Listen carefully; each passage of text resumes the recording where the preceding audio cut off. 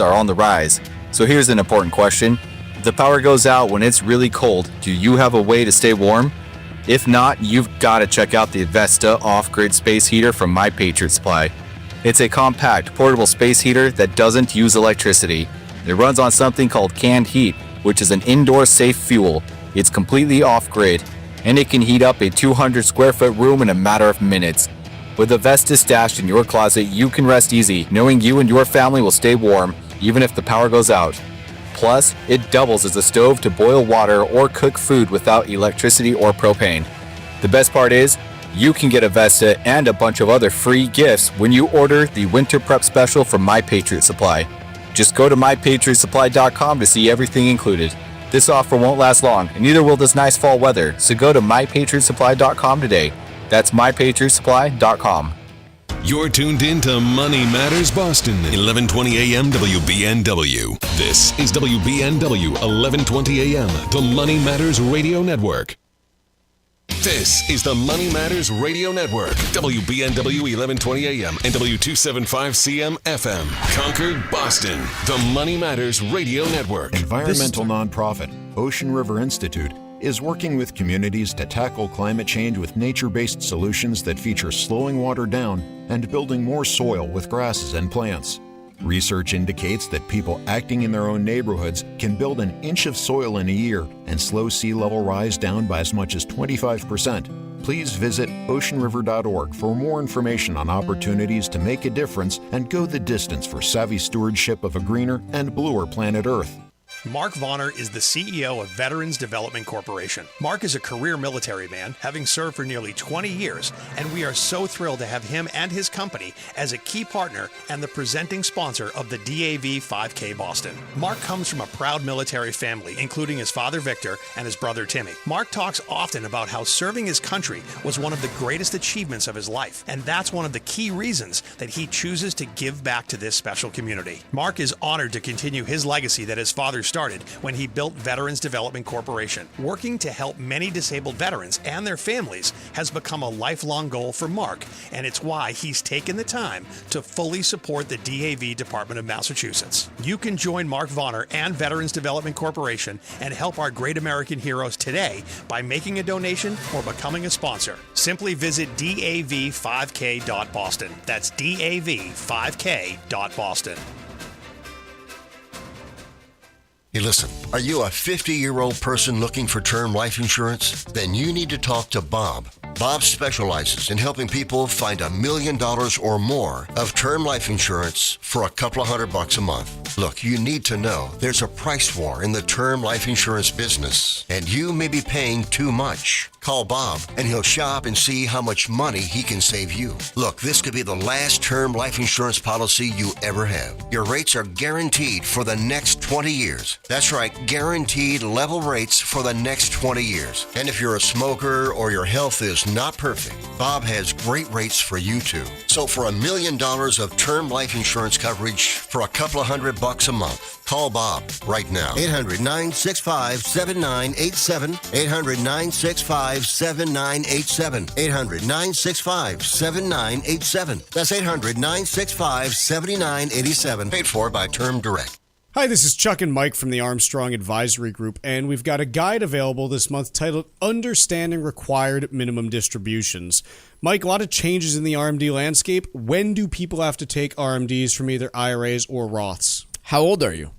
Me personally? So this does start changing now. It is currently 73 for a lot of folks. For some younger folks, it's actually now going to be 75 years old for your traditional IRAs and 401ks. And so that started at 70 and a half just a few years ago. And so this is a new set of rules for a lot of people. When you look at how the penalty situation has evolved, this is one area that's actually gotten a little bit more lenient in recent years. And so that's something where if you are new to RMDs, there are some incentives if you've missed one to get that squared away as soon as possible. There are, but, key takeaway.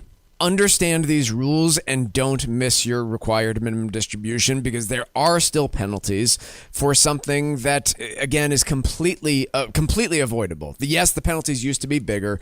They are less less stringent now and a bit smaller, but it is still unnecessary extra taxes and fees that you will end up paying if you do miss your required minimum distribution. So get our guide and learn a little bit more about how all of this works. Folks, the guide is titled Understanding Required Minimum Distributions, and there are two ways that you can request it. The first is by calling 800-393-4001. The second is by visiting armstrongadvisory.com.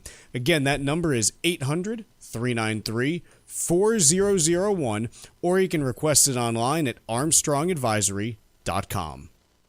The proceeding was paid for by Armstrong Advisory Group, a registered investment advisor. Nothing in the ad or in any Armstrong guide is specific financial, legal, or tax advice. Consult your own financial, tax, and estate planning advisors before making any investment decisions. Armstrong may contact you to offer investment advisory services. This is Michael Valila, Adjutant of the Disabled American Veterans Department of Massachusetts. We pride ourselves on being able to support veterans in their time of greatest need, ensuring they receive the protections they deserve. For over 100 years, the DAV of Massachusetts has helped thousands of veterans with housing, transportation, and medical assistance, and you can help too. Please visit dav5k.boston and make a donation today. That's dav5k.boston. The Financial Exchange is produced by Money Matters Radio and is hosted by employees of the Armstrong Advisory Group, a registered investment advisor. All opinions expressed are solely those of the hosts, do not reflect the opinions of Armstrong Advisory or anyone else. Investments can lose money. This program does not offer any specific financial or investment advice. Please consult your own financial, tax, and estate planning advisors before making any investment decisions. Armstrong Advisory and the advertisers heard on this program do not endorse each other or their services. Armstrong and Money Matters Radio do not compensate each other for referrals and are not affiliated. This is the Financial Exchange with Chuck Zodda and Mike Armstrong. Your exclusive look at business and financial news affecting your day, your city, your world. Stay informed and up to date about economic and market trends, plus breaking business news every day. The Financial Exchange is a proud partner of the Disabled American Veterans Department of Massachusetts. Help us support our great American heroes by visiting dav5k.boston and making a donation today. This is the Financial Exchange with Chuck Zodda and Mike Armstrong. Chuck, Mike, and Tucker with you, and we are broadcasting live from the Margaritaville Resort on Cape Cod. And we got a fantastic crowd here today hanging out with us. We are excited to see everyone. Oh, that's nice. And we got a really good show today. Even though the federal government remains shut down into its 9th day, the Financial Exchange continues to not shut down into its 9th day. And so we're going to be talking about some earnings. We got Delta who reported earnings. Pepsi reported earnings this morning. We unfortunately do not have weekly jobless claims, but Mike and I still have jobs as of this very minute. And so no claims on our side at the moment. But I think the big thing that I want to kind of kick things off with is looking at this Q3 earnings season as we get into it. Again, Delta and Pepsi both reporting this morning.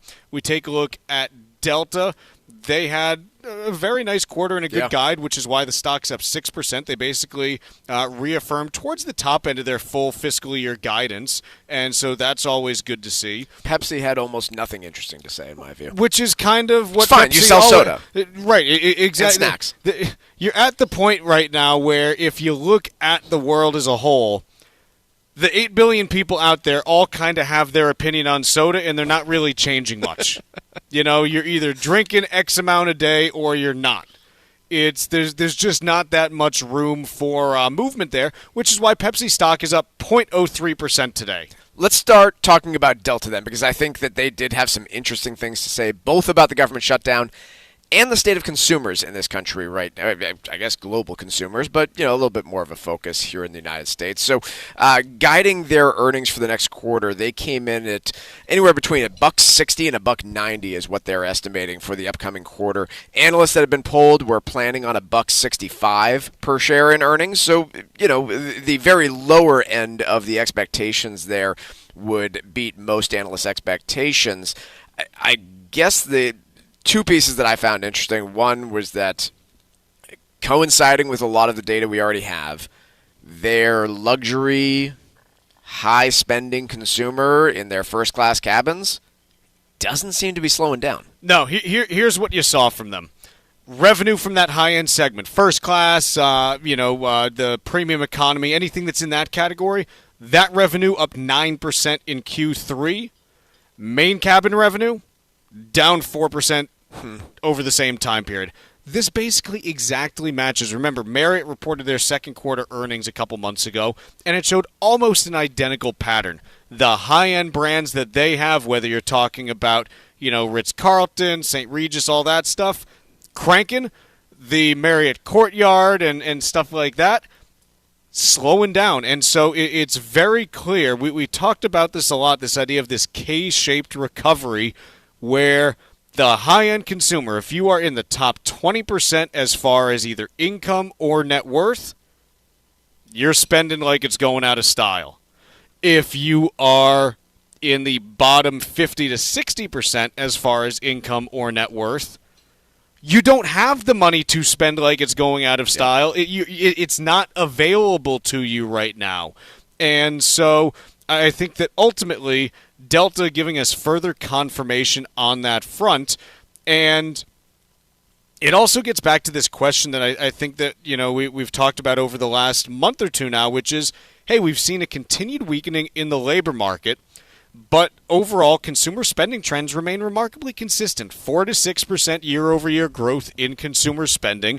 You figure inflation's running about 3%, so net-net, yeah, you got consumer spending rising somewhere like 1 to 3% on a real basis. And we kind of look at it and we say, well, look, payrolls aren't growing that quickly anymore. What gives? Hey, you've got a bunch of baby boomers that are retired and living off of portfolios and Social Security right now. Which is going up. Which, continue to move up. You've got a situation where high income earners are generally not the ones that are seeing the more sluggish job market right now. And so ultimately, I think we are in a position, until proven otherwise, where you can still have that consumer spending engine just chugging right along until you see those higher end segments impacted, which they have not been to this point. I think the baby boomer piece of it is especially relevant, Chuck, because remember too that when that segment goes and files their taxes next spring, most of them are going to be getting an extra $12,000 deduction on top of everything that they previously had. Sounds fun. Just imagine for a minute that you had, between your IRA withdrawals and your Social Security and everything else, you had gross income of $120,000 back in 2024. If you do that same thing in 2025, you're probably going to save something like $1,500 in taxes, meaning you're getting a bigger refund than you did the previous year. And so it all comes back to one, really important question, which is, are financial conditions actually too tight right now? But that's a question for the Fed to try and answer. I don't want to answer it quite yet. That's fine. We've got that coming up. We'll talk about that in a little bit. On one more thing on Delta before we move on from them. Sure. CEO Ed Bastian was specifically asked about the government shutdown, and according to him, quote, it had not had a significant impact on the airline's operations. He did warn that should it continue for another week to 10 days, he would very much expect a significant operational difficulty for their airline. Every airline's a little bit different here. They have all different exposures. Obviously, Delta does not fly into your smaller airlines where some small staffing issue can really throw things off. So I would imagine that your smaller regional folks might already be experiencing some problems. But for Delta themselves, no impact yet from this government shutdown. And I think continued shutdown, or at least a lack of pressure for an end to that shutdown coming from the airline industry thus far. Yeah, the betting markets now have the government shutdown lasting 27 days. That's where prediction markets are up to. We're currently at 9, so that would be 18 days beyond where we are today. 2019 was what, 36? 34. 34, okay. So we'll see. Again, it's we're not really getting anywhere at the moment. If we have a resolution in the next week or so, it's unlikely that you'd have any kind of meaningful broad economic impact, even though, again, if you talk to anyone who's, a government contractor or adjacent to those businesses, they'll tell you that, things are a little bit dodgy right now. But broadly speaking, the shutdown is not having any major impact on the U.S. economy at this point, even though obviously it can be uncomfortable for some of those who may be directly impacted by it right now at least. So when we get back to looking at Q3 earnings, right now in the aggregate, FactSet, which is just kind of a big aggregator platform, they anticipate that year-over-year earnings growth is going to be 8% for Q3, which is actually an upward revision from where they thought it would be on June 30th. So what I will say, this is one of the more positive things that you can see in markets. When earnings revisions are moving upward into the quarter of reporting, that's kind of unexpected. Normally the game that you see played is, well, 2 months ago we thought earnings growth was going to be 7.3%. Now we think it's going to be 6%. And hey, all these companies beat and earnings growth came in at 7.5%. Well, yeah, that's because you guys all lowered your expectations heading into it. When you have an upwardly revised set of earnings going into it, it's typically a pretty optimistic sign, and you can say that that's one of the reasons why markets might have continued to move up over the last quarter, is that earnings estimates have been improving as some of the uncertainty regarding tariff impact and things like that has been pushed out of the overall system. Now, I'm doing a bit of apples to oranges comparisons here in terms of timeline, Chuck, but if earnings growth comes in at 8% year over year, and the stock market over the last 12 months is up, let's call it 16, well, more with dividends. What that means is we've all become willing to pay a fair bit more for the stocks that we all own. Yes, so here's the thing. Stocks aren't cheap right now. The forward 12-month PE ratio for the S&P 500 is 22.8x. The 5-year average is 19.9. The 10-year average is 18.6. The long-term average is, down even further than that. You can make a case that there are structural changes that mean that you're not going to get back to a time where stocks should be valued like 12, 13 times earnings. That's fine. I think we can accept that. They're still expensive even relative to the last 5 years, which include one of the bubbliest periods that we've seen. I mean, we were talking SPAC mania back in 2021. Sure, we had Trevor Milton pushing trucks down hills in order to get them moving. We had Chamath was coming out with a SPAC every week in order to do something. This is, we're at some pretty high valuations, but market's been pretty highly valued all year. Valuation isn't what causes problems. Nope. It's when something pops that, the valuation means that you might have further to fall. But just because something's valued highly doesn't mean that it's going to at any point in the near future. Let's take a quick break. When we return, let's talk a little bit about the Fed. We got Fed meeting minutes, which in a time when there's nothing coming out from the federal government as far as economic data, gosh, Fed meeting minutes? Something to look forward to. We're going to talk about that next. The Financial Exchange streams live on YouTube. Subscribe to our page and stay up to date on breaking business news all morning long. This is the Financial Exchange Radio Network. Mark Vonner is the CEO of Veterans Development Corporation. His dedication to serving our veterans has made an incredible impact on his family and employees. And he is so proud to be the presenting sponsor of the DAV 5K Boston. This is Brittany Vonner. I'm a registered nurse who is now working as an assistant project manager at Veterans Development Corporation. Working with my father, Mark, has been an incredibly rewarding experience. Our company is dedicated to serving VA hospitals and veteran communities. We don't just build facilities, we build environments that support healing, resilience, and family. We are so proud to see our work directly impact the lives of veterans and the professionals who care for them. This rich history is why we care so much about supporting great organizations such as the Disabled American Veterans Department of Massachusetts in the work they do to care for our veterans. Join Veterans Development Corporation in thanking our great American heroes. Please visit DAV5K.Boston to show your support today. The U.S. Virgin Islands aren't just stunning, they're thriving and continue to be one of the hottest spots for vacationers in the Caribbean. New cruise port upgrades, better air connections, and a sharper focus on cultural experiences are putting the islands back on the map for travelers seeking something special. St. Thomas is your cruise hub, known for duty-free shopping in the world-famous Megan's Bay. St. John is pure escape with national park hikes, secluded beaches, and tropical tranquility. St. Croix brings the history with colonial architecture, old sugar mills, and vibrant coral reefs. Visit one island or all three and get plenty of pampering, undisturbed nature, and a vibe like no other, all jammed into one vacation. With easy travel from New England, no passport required, and no money to exchange, paradise is closer than you think. This fall, plan your getaway and fall naturally in rhythm with the heartbeat of the islands in America's Caribbean. Visit usvi.com and book your trip today.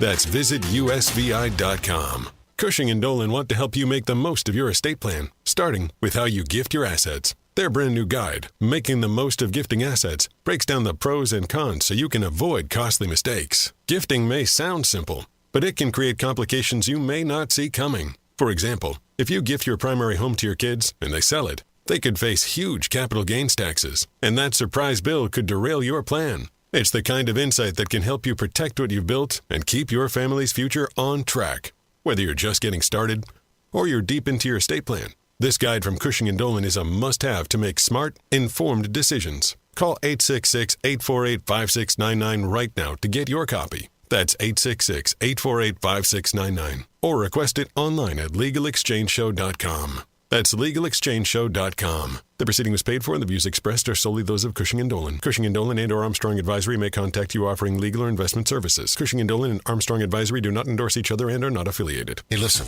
are you a 50-year-old person looking for term life insurance? Then you need to talk to Bob. Bob specializes in helping people find $1 million or more of term life insurance for a couple of $100 a month. Look, you need to know there's a price war in the term life insurance business, and you may be paying too much. Call Bob, and he'll shop and see how much money he can save you. Look, this could be the last term life insurance policy you ever have. Your rates are guaranteed for the next 20 years. That's right, guaranteed level rates for the next 20 years. And if you're a smoker or your health is not perfect, Bob has great rates for you too. So for $1 million of term life insurance coverage for a couple of $100 a month, call Bob right now. 800-965-7987. 800-965-7987. 800-965-7987. That's 800-965-7987. Paid for by Term Direct.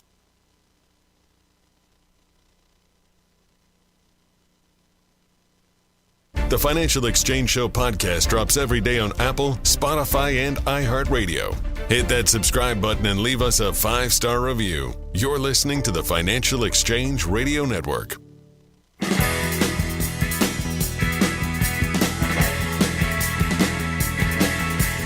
Alrighty, we got a Wall Street Journal piece here.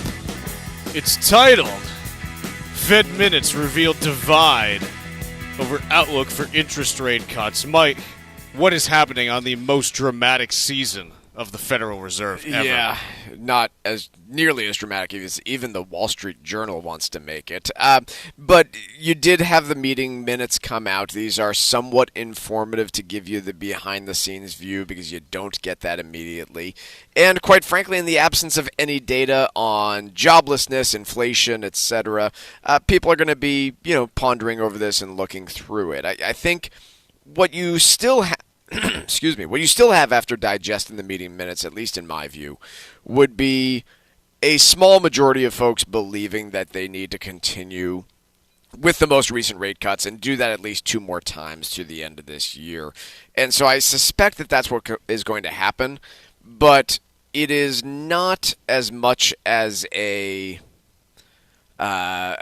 there's not as much cohesion there around the subject on lower interest rates as you might expect given where the votes came. Like, very obviously, everybody wanted to cut rates at the most recent meeting. There's not a clear outlook for that definitely needing another 2 rate cuts through year end when you take a look at these minutes, though. Say that one more time so I can make sure I understand what you just said. I think that the surprise could be towards the fewer rate cut side rather than the more. I don't think it will be in the next 2 months, because really we're talking about a meeting in 3 weeks and a meeting in 9 weeks. Yep. So here's where I land. You're pretty much locked into 2 cuts as your outlook. The October meeting, there's a pretty good chance you don't have any more economic data by then. Yep. Yeah, that's fair. Who changes their mind from the September meeting? No one voting. Probably, right? Like, what changes your mind? The December one we'll see what data we have that comes in at that point.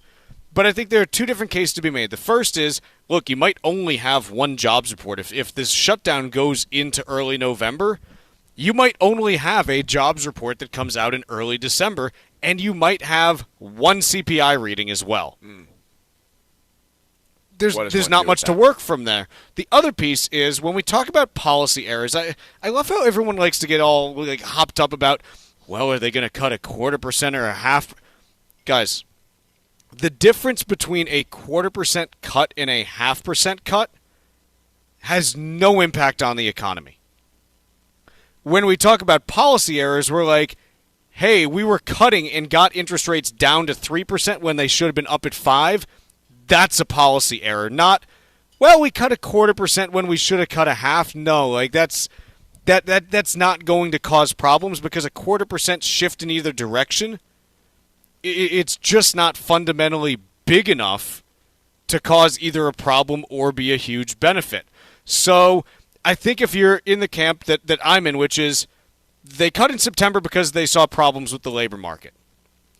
To this point, all of the supplemental data that's out there, you look at Indeed, ADP, Paychecks, all the private sector data that we get, is any of it showing improvement in the labor market? No, there's no improvement, but there's still no firings. True, but if you were comfortable cutting in September, yeah, you shouldn't have and there's changed your been mind. no change in trajectory of the other data that you get, Yep. then you say, yes, I'm good to cut in October. And if you say, yes, I'm good to cut in October, well, what's the worst that happens if we cut an extra 0.25% in December? Fair. So that's kind of where I get to in terms of, I know everyone wants to make this all dramatic because, look, I get it. You want people to pay attention to you and read your stuff. This is another one of those points where I kind of say, it doesn't really matter if there's an extra 0.25% cut or not. What matters is the broader direction of travel. And if the Fed's wrong, it's not going to be because they cut by an extra 0.25%. It's going to be because they cut it all when they should have been hiking. Yeah, and that seems like an unlikely outcome based on what we're seeing right now, but I do hear you. One interesting trend we've been following to the last Fed meeting, September 17th, correct? That was the date of the actual announcement? Sure, I believe you. Yes, mortgage rates on that day, 30-year fixed, according to Mortgage News Daily, sitting at 6.22. We are now sitting at 6.36. We have continued to see a rise in mortgage rates in spite of the Fed cutting at the most recent meeting and signaling that they are going to continue to cut. We saw this last fall? Yeah, last fall as well, through the end of the year, where the Fed started cutting rates. Mortgage rates went in the exact opposite direction. And when you are cutting interest rates in an environment that is not recessionary, which you never know if you're in a recession until years out, but hypothetically we might be there again, it is a coin flip as to whether or not mortgage rates follow the Fed's decision. So we are right now seeing mortgage rates move back up. It speaks to general financial conditions, and I think the main argument you can make for why rates might need to stay where they are would be, yeah, we're seeing some weakness in the labor market, but we're not on the spending side, and the stock market continues to hit new all-time highs almost every day. And also the housing market, while showing weakness, is not in free fall either. Let's be honest. The case to be made for the Fed not cutting rates right now is that Roundhill Investments just brought back their meme stock ETF. Oh, boy. Which the last time that they had it out there was basically the top of the meme market. They got rid of it at the bottom, and now it's back, baby. They brought it back, huh? Fed's got a hike. Oh, so that it actually went defunct, and then they just brought it back up? Yes, I saw the chart of it earlier today. Let me see if I can find it. If we're speaking Greek to you, if you remember, meme stocks back in 2021 was basically anybody that posted something on Reddit or started some infatuation with any company they wanted, just blew up to the upside, put a bunch of hedge funds nearly or entirely out of business, and there were no real fundamentals on the trading strategy other than follow me because I'm going to blow up some hedge funds. And if that's coming back, then that leads to some interesting questions about where this market could drive to next. Yeah, so I'll pull the exact dates during the break, but needless to say, this was okay. No, here we go. So Oh, no, we got to go to break. We do. The music's playing. Well, we're going to talk Street Watch. Wall Street Watch, and then the meme stock ETF when we return.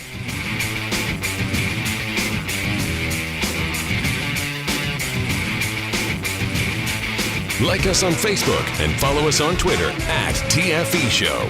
Breaking business news is always first, right here on the Financial Exchange Radio Network.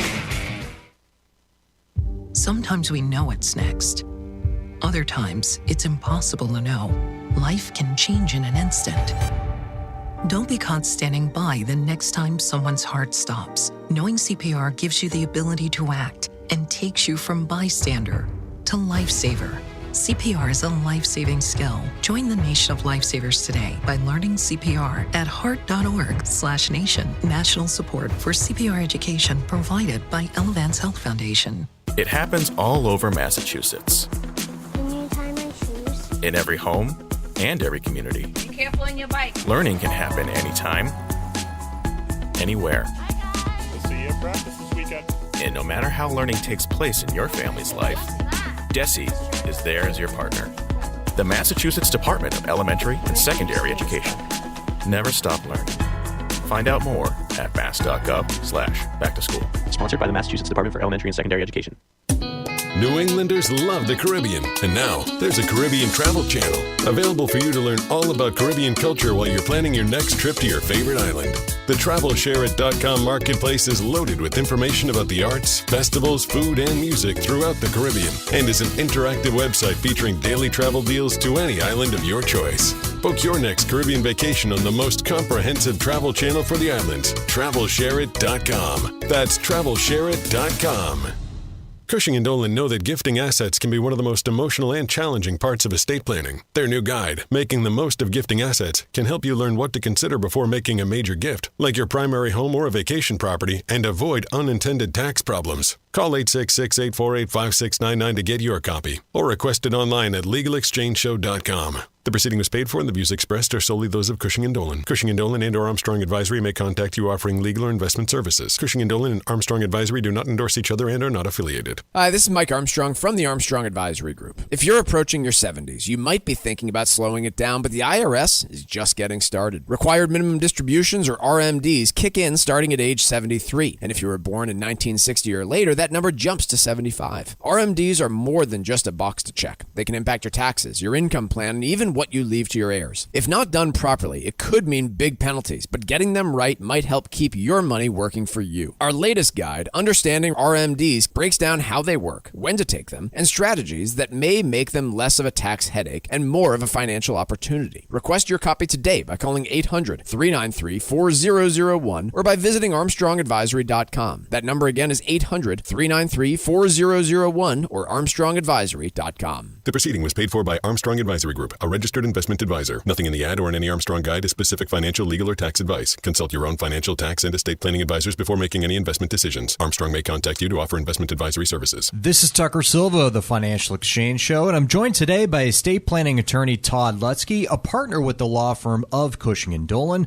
with their master's in taxation. And today we're talking about the implications of gifting assets away. Todd, if you're trying to protect your assets from the cost of long-term care expenses, what are the risks in giving your assets to a child rather than transferring them to an irrevocable trust? Yeah, it's a very big difference, right? These irrevocable trusts that we do for Medicaid purposes, first and foremost, are incomplete gifts. So you're not actually making a gift at all when you put it into these trusts. But if you give it to a child, now you've made a completed gift. So, for example, if I gave away my house, and people do it, right? You are giving away the built-in gain in that house. You now don't have any control over the house. You can't sell it and buy another one if you want to move. You need the kids' permission for all of that.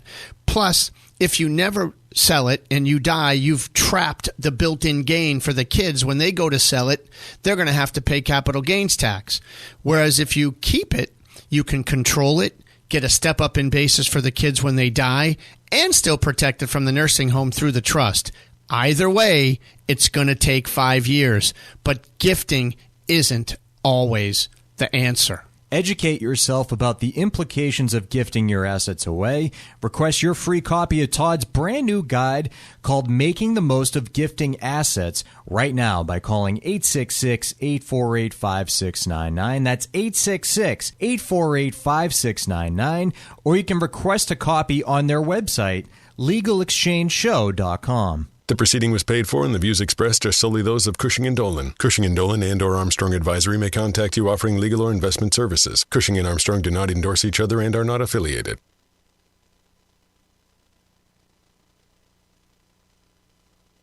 Time now for Wall Street Watch. A complete look at what's moving markets so far today, right here on the Financial Exchange Radio Network. Well, it's day 9 of the government shutdown, and markets are pulling back in negative territory as investors sift through Fed meeting minutes and also react to third quarter earnings from Pepsi and Delta unveiled earlier this morning. Right now, the Dow is down by 0.4% or 194 points. S&P 500 is down about 0.33% or 21 points. Nasdaq also down by about 0.33% or 79 points. Russell 2000 is off by, you guessed it, 0.33%.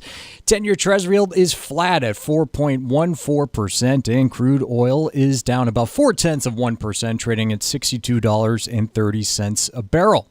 Delta reported stronger than expected third quarter results, where the airline issued strong guidance saying it expects a resurgence in travel demand to continue in the holiday season. Delta stock is climbing nearly 4% higher. Meanwhile, Pepsi up over 1% after the snacks and beverage giant also impressed for its third quarter, beating on earnings and revenue. Pepsi also named a new CFO from Walmart's U.S. unit. Elsewhere, shares in luxury car maker Ferrari skidding 12% after the company trimmed its electrification targets. Ferrari said it expects its 2030 sports car model lineup to be made up of only 20% fully electric vehicles, down from its prior target of 40% EV sales by the end of the decade. MP Material stock rising over 6% after BMO Capital Markets reinstated coverage at a market perform rating, calling the rare earth metals producer a rare earth champion following its partnership with the Department of Defense. Separately, China said it tightened rare earth export controls ahead of a potential meeting between President Trump and Chinese President Xi Jinping. And Costco saw its sales climb 8% on the year, sending that stock up almost 3%. I'm Tucker Silva, and that is Wall Street Watch. Mike, we're continuing to get more information surrounding the First Brands bankruptcy. Should we do a little bit of background on that First Brand? Again, nobody really knew who this company was. Right, they might be Second Brands. Until, this time last week?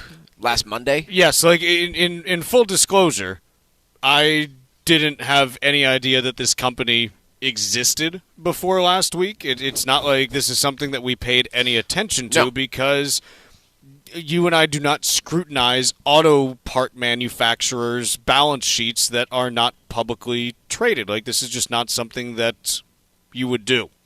So First Brands, the big thing for them, they were a company that operated a lot of, big auto parts brands. Think about, Fram oil filters. They made windshield wiper, all kinds of different stuff all across the board.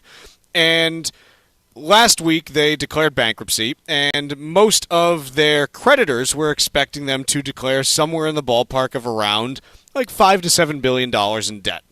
It now appears that they have somewhere between $12 and $15 billion in debt. Oops, where'd that come from? And most of it held, off balance sheet. And some of their lenders are saying that there might be as much as $2.3 billion in assets that are unaccounted for. This from a technology group called Raystone, who helped arrange a lot of this financing. They're basically saying, hey, we arranged this with the idea that you had, assets of X, Y, and Z to lend against, and now you're telling us this $2.3 billion is missing. So, is it actually? I don't know, but First Brands has pretty much already admitted, yeah, there's some accounting stuff that we can't reconcile, and so it does appear that you do need an independent third-party auditor to come in and, at the very least, say, hey, like, show us what's going on here. So the interesting part of this story, to me at least, has been about the debt from the very beginning. And how much did the lenders know about the business? How much did they know about the other debt being issued against the business? And is it indicative of the overall private credit space? And I suppose if you want to look at the optimistic side of this and say, no, it's not a problem with private credit, and there's $2.3 billion worth of accounting fraud potentially in there, you might be able to take that as a positive news story here that, oh no, it was not a blow up in the private credit industry. It was one company ripping off their customers, not ripping off their customers, ripping off their lenders by miscalculating things and hiding things from them. That would be the most optimistic viewpoint you could take. Yes. The pessimistic viewpoint would be this type of lending is insidious in the overall industry. And while it might not be occurring at the Walmarts of the world because they don't need to go to KKR or UBS's O'Connor Fund to find debt to finance their businesses, this could be insidious of much smaller companies across the country where we have seen this type of debt issuance really blow up over the course of the last 15 years, and especially over the last 5 to 10. The third possibility, and the one that I am increasingly thinking, is that there is a problem in the auto sector that is much larger than anyone wants to admit. And that's because, look, in the last month now, we've had 3 different signals there. We've got this First Brands bankruptcy that blew up. We have this Tricolor bankruptcy. Tricolor was a dealer and lender for subprime borrowers.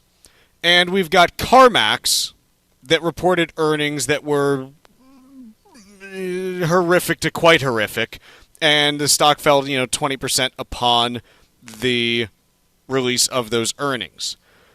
The other thing that we're now seeing, and this is if you look at some of the I do love that we're basically doing the auto version of 2007 is kind of where we are right now. I was talking to Vinny Penn this morning. If you're not familiar, Vinny Penn is radio show host down in Connecticut on one of the stations that we broadcast to, and he made that exact point. It's like this, what you're describing with this auto sector and what's happening with these loans sounds a lot like 2007, and it does. Yeah, frankly, it just does. So where we're at right now, Carvana, who is a publicly traded company, one of the main things that they do is they underwrite loans for their vehicles. And then, remind me if this sounds familiar, they package those loans up into different tranches based on how likely they are to be repaid, and they sell them off to people who want to buy those loans. And basically what you're seeing now is the tranches that have been issued since 2021 are seeing significantly higher losses than the prior vintages.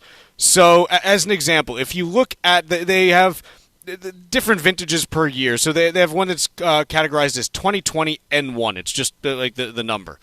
And if you look at basically where that was at the time that about 50% of the loan was paid off, on average, you ended up in a situation where the cumulative losses were about 4% on those loans. Now remember, in 2021, there was still free money sloshing around. We had a last round of stimulus checks. You had mortgage forbearance that was in place for an awful long time. You had student loan payments that were stopped. Like, 2021 was as good of a credit situation as you could find. By which you mean you could borrow money with no repercussions. Is that... Well, no one was defaulting. You could lend money with no repercussions. Yeah. Like, nothing went wrong if you lent money in early 2021. Like, everyone paid it back because it was just sloshy. I'm just clarifying that it wasn't necessarily a good idea, just good if you were either lending or borrowing the money. It was a good idea. This is what I'm saying. Like, the loans that were made in 2020, only by the time half those auto loans were paid off, only 4% was realized as a loss. Like, it was great. Like, it was a good decision. To lend the money and to borrow the money was a good decision. In 2020. Making the conditions to allow that type of borrowing and lending, I don't think was a good idea. Yes, totally. And here's the other problem, is that lenders, like the end buyers of these loans, looked at that vintage and said, great, this is what we can expect going forward. And now what we have is when we look at the 2024 vintage that's in the same boat, the cumulative losses on that vintage are around 17% as opposed to 4%. Mm-hmm. 4.25 times as high. And so I am increasingly convinced that there is something very ugly happening in the auto lending area. And it's going to cause some problems, not to the scale of what we saw in the financial crisis, because the auto sector is 1/10 of the size of the housing sector. So that's the important clarification here. Is according to the most recent numbers from the Federal Reserve Bank of New York, second quarter 2025, total mortgage debt outstanding, about $13 trillion. Auto loan debt, 1.66. So not big enough to sink big major banks, but pretty messy. Pretty messy, and enough also to have, when you look at like the underwriting standards for auto loans, they're going to have to change dramatically over the next couple of years, which means the auto sector is likely entering into a period where they're not going to be able to sell as many vehicles. By the way, pretty wild that student loan debt is at about the same level of auto loan debt. If you just think about like the portion of Americans that have an auto loan versus the portion of Americans that have a student loan, for that to be the total, student loan debt $1.64 trillion and credit card debt at $1.2 trillion. It's just wild to me, that dispersion, given how narrow a student loan is. Yeah, because student loans, I think there's somewhere between like 40 and 60 million people that have outstanding borrowings. Auto loans, I think it's double or triple that. Yeah. I think it's like somewhere around 100 to 120 million, because does anyone pay cash for a car? In this interest rate environment. In this, you would like to, but I think most people don't. Yep. They're not cheap. So I think there's something in the auto sector that stinks. Other things just that I think are like kind of the black comedy of this whole thing is, okay, so, excuse me, Jefferies Financial yesterday said that they had a fund that was impacted potentially up to $715 million. The name of the asset manager that they have is called Point Bonita Capital, which feels like it's right out of like Glengarry Glen Ross. It's like Alec Baldwin trying to sell like bad real estate to me. Yeah, I work for Point Bonita Capital. Like I got auto loans. Like it feels just too on brand there. The other thing, UBS. Of course, UBS. Who bought Credit Suisse a couple of years ago, and Credit Suisse historically has been like they've been the company that always is on the front edge, the leading edge of, well, this is kind of questionable, but we'll make the loan and see how it goes. Like, that's what Credit Suisse does. They make the loan that no one else will. They did. Yeah, and then they had to get bought by UBS because they basically, like... did too much of that. Yeah, they did too much. UBS said that they have around $500 million in exposure as well, because of course UBS does. They have one fund where 30% of it approximately was loans to this first brand. Which seems totally reasonable from a risk management perspective. Yeah, just put 30% of it in this like subprime auto parts loans loan. So counterpoint to this just being relegated to the auto industry would be that some of the major private credit lenders out there are getting hammered this year. Apollo Global Management down 25%. KKR down 17% this year. I'd like to introduce you to Blue Owl Capital, who really is specifically focused in this area, down 27%. Yeah. And down 10% in the last couple of weeks. And the problem that you have now is you get a couple of these popping up, and every lender out there is kind of looking at it going, I don't know what my loans are worth right now. Yeah. I don't know what we're going to do. Let's take a quick break, and when we come back, let's do a little bit of tariff talk when we return. The latest news on inflation, the Fed, the economy, and how the markets are reacting every morning, right here on the Financial Exchange Radio Network. Cushing & Dolan know that gifting assets can be one of the most emotional and challenging parts of estate planning. Their new guide, Making the Most of Gifting Assets, can help you learn what to consider before making a major gift, like your primary home or a vacation property, and avoid unintended tax problems. Call 866-848-5699 to get your copy, or request it online at LegalExchangeShow.com. The proceeding was paid for and the views expressed are solely those of Cushing & Dolan. Cushing & Dolan and or Armstrong Advisory may contact you offering legal or investment services. Cushing & Dolan and Armstrong Advisory do not endorse each other and are not affiliated. This is Michael Valila, Adjutant of the Disabled American Veterans Department of Massachusetts. We focus on the people returning from service, not their specific illness or injury. Our number one goal is to make sure our veterans have the necessary services they need, be it physical, emotional, or financial, so that their transition can be seamless. You can help our great American heroes as well by making a donation today by visiting dav5k.boston. That's dav5k.boston.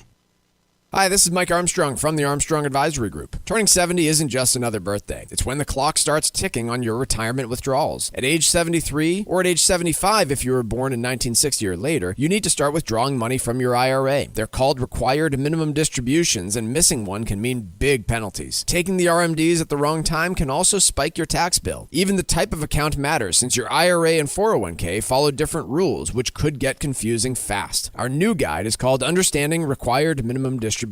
It breaks the process down in simple terms so you know when to start, how much to take, and ways to manage the tax impact. Request your copy today by calling 800-393-4001. That's 800-393-4001 or ArmstrongAdvisory.com. The proceeding was paid for by Armstrong Advisory Group, a registered investment advisor. Nothing in the ad or in any Armstrong guide is specific financial, legal, or tax advice. Consult your own financial, tax, and estate planning advisors before making any investment decisions. Armstrong may contact you to offer investment advisory services.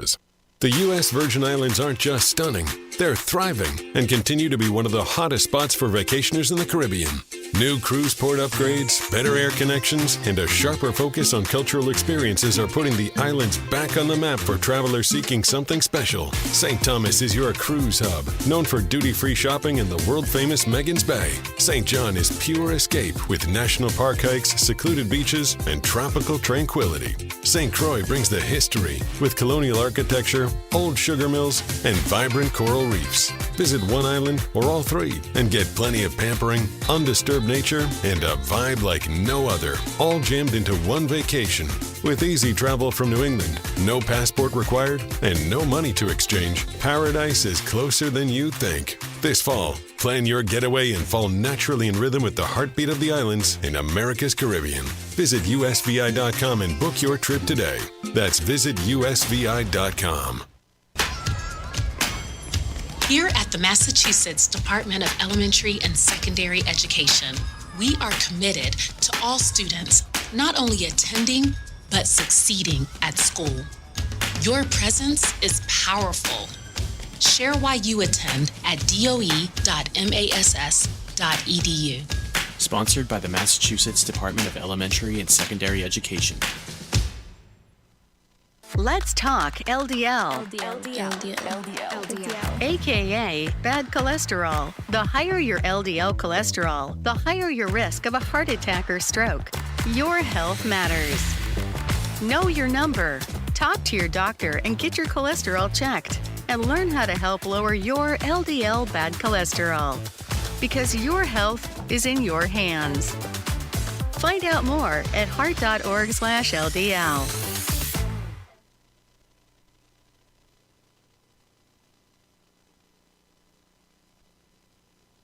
Text us 617-362-1385 with your comments and questions about today's show, and let us know what you think about the stories we're covering. This is the Financial Exchange Radio Network.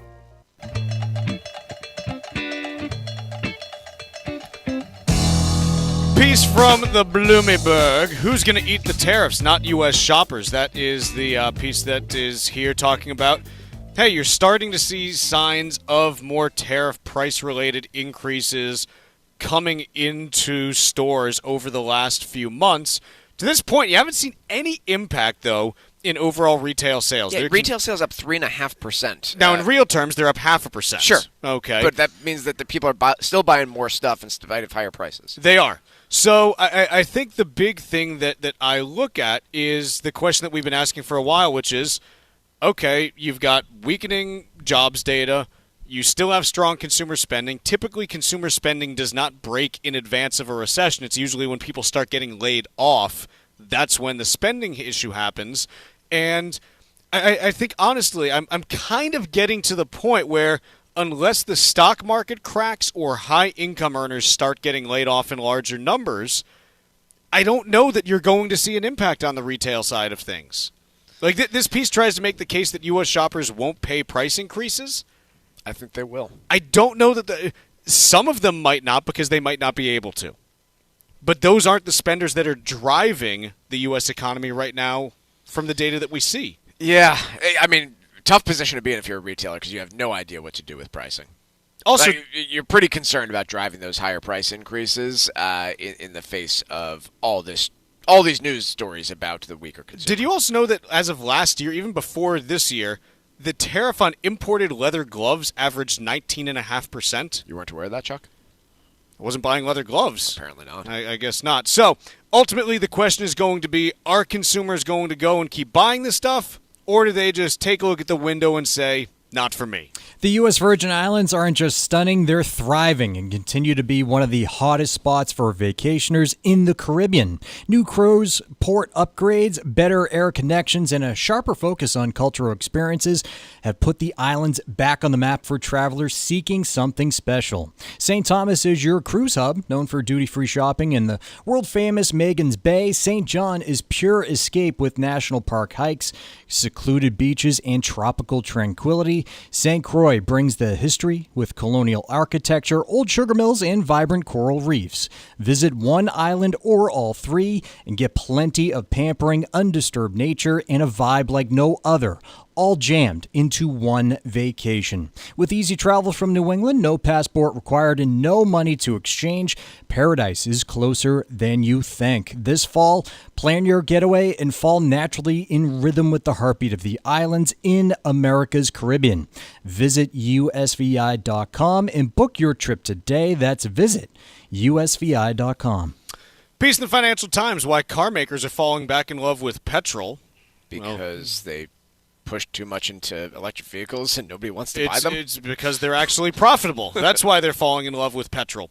The reason that they fell in love with EVs, they saw what was going on with Tesla's stock price and said, oh, we can be that. And then it turned out, no, you can't be that. It's actually really hard to be that if you don't have someone named Elon Musk running an EV company. They might have also fallen in love with some really nice subsidies on electric vehicles. Possible. Yeah. But I think that when you look at this, ultimately, internal combustion engine vehicles are profitable. The EVs generally are not for most automakers right now. And so you've got projections out now, this is from Alex Partners, that U.S. EV sales are going to be around 7% of all car sales this year, and maybe only as little as 18% in 2030 compared to previous estimates of like 30 to 50% at that time. Not just a U.S. phenomenon either. You're seeing the same thing among European automakers who partly are seeing the pushback on demand and then partly are trying to compete with Chinese-made EVs, and good luck. Let's take a quick break. When we return, we got a whole nother hour coming up, so make sure you stick around on the Financial Exchange.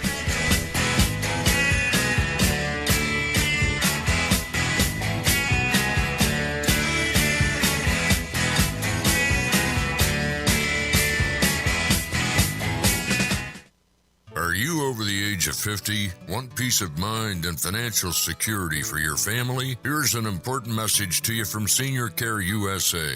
The average funeral now costs over $10,000. That leaves your loved ones the burden of paying your debts and funeral costs. Our plans start as low as $1 per day and will pay your family up to $30,000 to help pay for your funeral and other expenses. There are no medical exams. Your rates will never increase, and your plan cannot be canceled, regardless of your medical conditions, as long as you make your premium payments. Get up to $30,000 in final expense insurance. Call now for free information. Just answer a few simple questions and get approved right over the phone in just a few minutes. Call right now. Call 800-378-3818. 800-378-3818. 800-378-3818. That's 800-378-3818.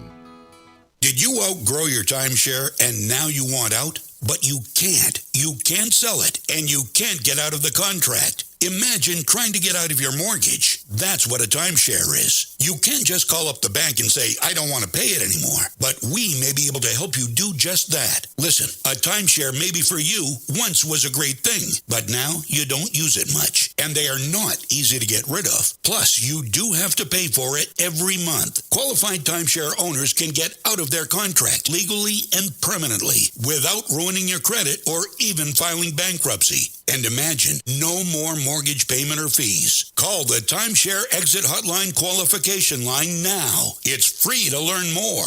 800-455-7967. 800-455-7967. 800-455-7967. That's 800-455-7967. Paid for by Timeshare Defense.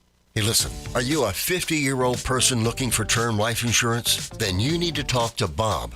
Bob specializes in helping people find $1 million or more of term life insurance for a couple of $100 a month. Look, you need to know there's a price war in the term life insurance business, and you may be paying too much. Call Bob, and he'll shop and see how much money he can save you. Look, this could be the last term life insurance policy you ever have. Your rates are guaranteed for the next 20 years. That's right, guaranteed level rates for the next 20 years. And if you're a smoker or your health is not perfect, Bob has great rates for you too. So for $1 million of term life insurance coverage for a couple of $100 a month, call Bob right now. 800-965-7987. 800-965-7987. 800-965-7987. That's 800-965-7987. Paid for by Term Direct. This is the Money Matters Radio Network, WBNW 1120 AM and W275 CM FM. Concord, Boston, the Money Matters Radio Network. As a busy mom to 4 kids, my to-do list is full. Trying to fit in exercise, eating right, and prioritizing self-care can feel next to impossible. While we can't add more hours to the day, we do have a great resource to help. Go Red for Women has easy tips, tools, and information to help you and your family live a healthier life. So to all the moms, the aunts, grandmothers, and amazing women out there doing it all, visit goredforwomen.org/momlife today. You take care of them, Go Red for Women will take care of you. The U.S. Virgin Islands aren't just stunning, they're thriving and continue to be one of the hottest spots for vacationers in the Caribbean. New cruise port upgrades, better air connections, and a sharper focus on cultural experiences are putting the islands back on the map for travelers seeking something special. St. Thomas is your cruise hub, known for duty-free shopping and the world-famous Megan's Bay. St. John is pure escape with national park hikes, secluded beaches, and tropical tranquility. St. Croix brings the history with colonial architecture, old sugar mills, and vibrant coral reefs. Visit one island or all 3 and get plenty of pampering, undisturbed nature, and a vibe like no other, all jammed into one vacation. With easy travel from New England, no passport required, and no money to exchange, paradise is closer than you think. This fall, plan your getaway and fall naturally in rhythm with the heartbeat of the islands in America's Caribbean. Visit usvi.com and book your trip today. That's visitusvi.com. Mark Vonner is the CEO of Veterans Development Corporation. Mark is a career military man, having served for nearly 20 years, and we are so thrilled to have him and his company as a key partner and the presenting sponsor of the DAV 5K Boston. Mark comes from a proud military family, including his father Victor and his brother Timmy. Mark talks often about how serving his country was one of the greatest achievements of his life, and that's one of the key reasons that he chooses to give back to this special community. Mark is honored to continue his legacy that his father started when he built Veterans Development Corporation. Working to help many disabled veterans and their families has become a lifelong goal for Mark, and it's why he's taken the time to fully support the DAV Department of Massachusetts. You can join Mark Vonner and Veterans Development Corporation and help our great American heroes today by making a donation or becoming a sponsor. Simply visit dav5k.boston. That's dav5k.boston.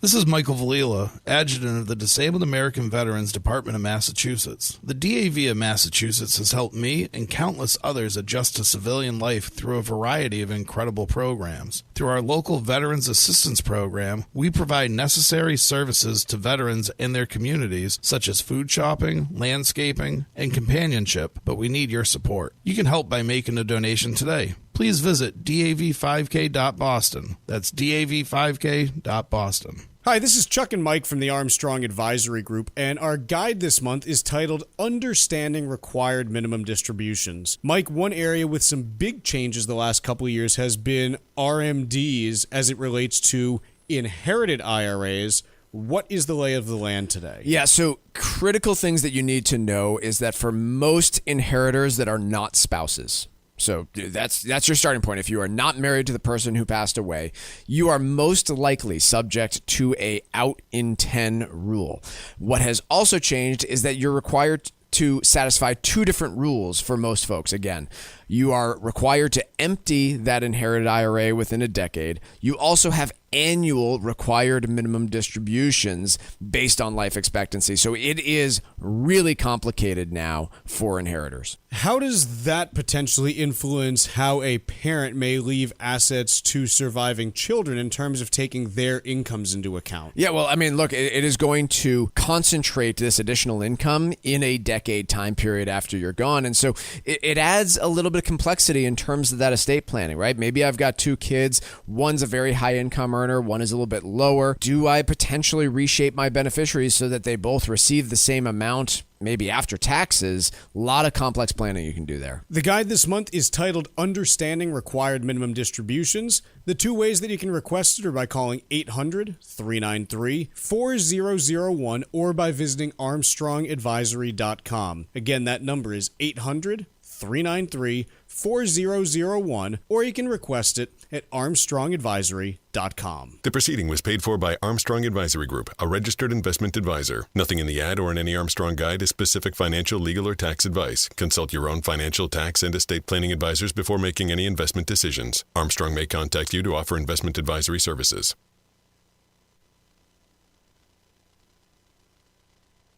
The Financial Exchange is produced by Money Matters Radio and is hosted by employees of the Armstrong Advisory Group, a registered investment advisor. All opinions expressed are solely those of the hosts, do not reflect the opinions of Armstrong Advisory or anyone else. Investments can lose money. This program does not offer any specific financial or investment advice. Please consult your own financial, tax, and estate planning advisors before making any investment decisions. Armstrong Advisory and the advertisers heard on this program do not endorse each other or their services. Armstrong and Money Matters Radio do not compensate each other for referrals and are not affiliated. This is the Financial Exchange with Chuck Zodda and Mike Armstrong.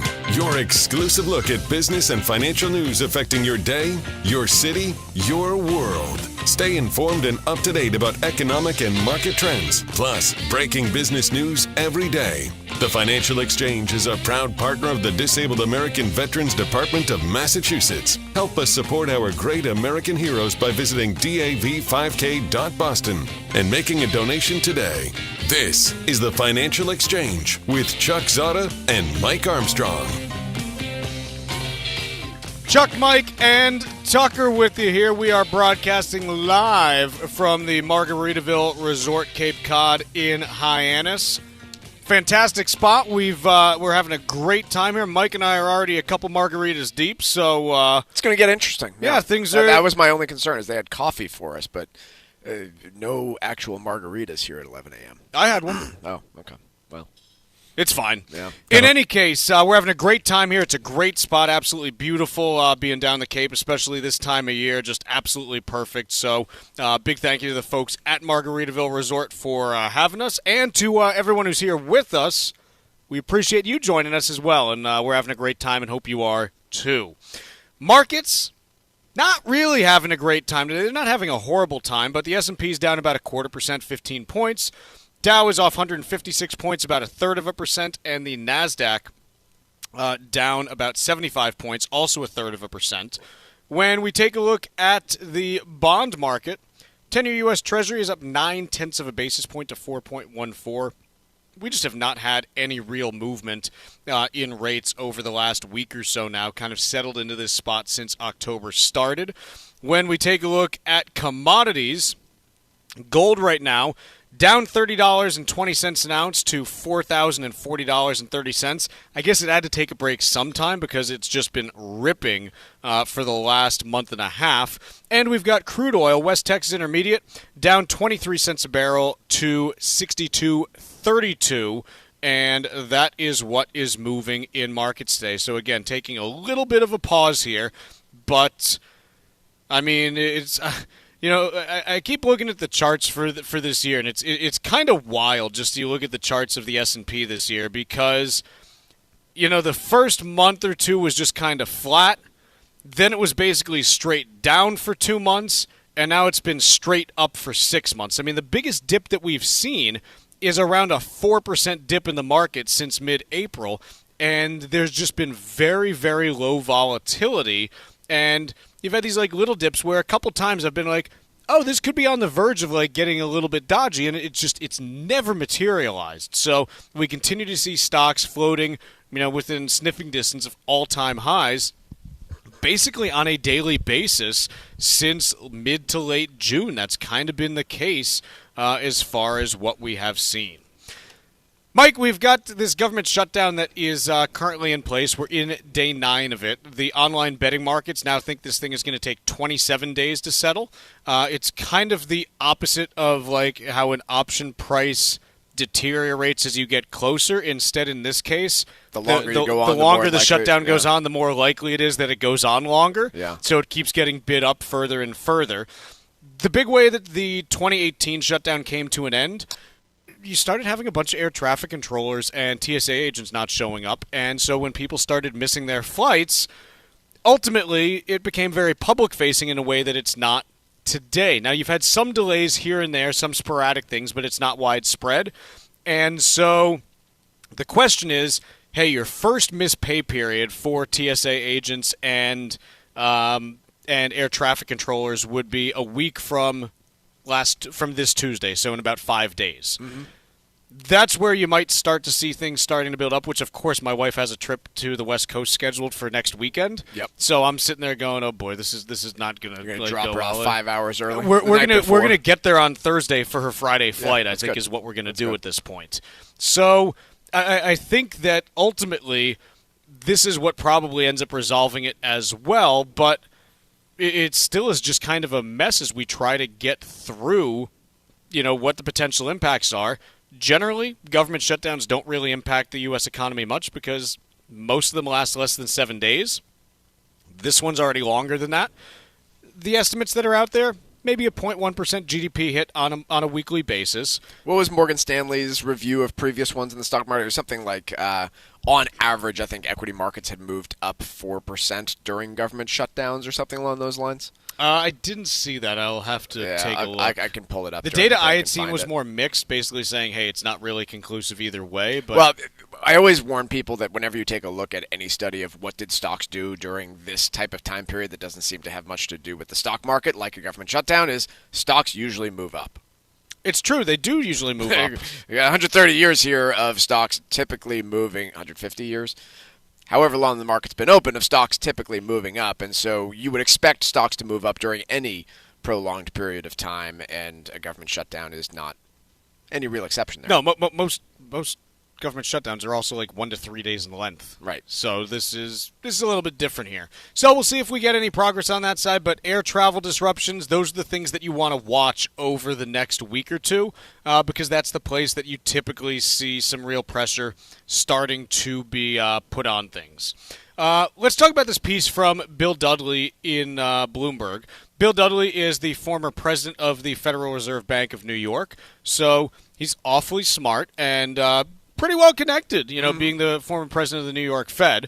And he's got a piece talking about AI, which always makes me nervous because, quite honestly, look, Bill Dudley, again, is smarter than me probably by quite a bit. He also knows more about the economy. He knows more things that are going on in the economy than I do. I don't think Bill Dudley has any unique insight on artificial intelligence because he's never actually worked on it on a technical level. It's reminiscent of the commentary that I saw by Peter Lynch. Anyone unfamiliar with Peter Lynch ran the Magellan Fund for over a decade, one of the more famous investors out there. And he was asked why he doesn't invest in, he doesn't really run anything now, but why he doesn't invest in artificial intelligence companies today. And his answer was, I couldn't pronounce NVIDIA until about 9 months ago. What business do I have investing in it? He has a very specific perspective on investing, but I don't know that Dudley has a ton of insight when it comes to how AI is going to transform our economy. Now, the title of the piece is obviously true, but also kind of, you know how Miller Lite had that slogan for a while, like great taste, less filling? Yeah. This is kind of like mediocre taste and still not filling. AI can transform the economy and still be a bubble. Okay, well, I could grow some hair, but still not enough. That's fine, but it doesn't actually tell us anything meaningful about what, this is not an investable thesis. No, it is not an investable thesis, but it is a point that I think I've made to remind people, and if you've listened to this program enough, you've heard us remind of this several times, which is there are technologies that can completely transform the way that you do everything. The internet was one of them. It doesn't mean that just because it changes the world in a very unique and transformative way that it can't also be attached to a stock market bubble at the same time. You don't have to go back very far to see that. And here's the big thing that's really challenging right now is if you ask the market who is being priced to benefit from artificial intelligence, it's anyone who produces the stuff needed to make it, anyone who actually makes artificial intelligence products, and anyone who actually uses artificial intelligence products. Yeah, okay. Everyone is being projected to benefit. Yep. And we know from the tech bubble that wasn't the case. There are absolutely companies that came out of the tech bubble that we still use today. If you've ever heard of a little bookseller named Amazon, great, they survived the tech bubble. They went through a 98% drawdown coming out of it. In their stock price, yep.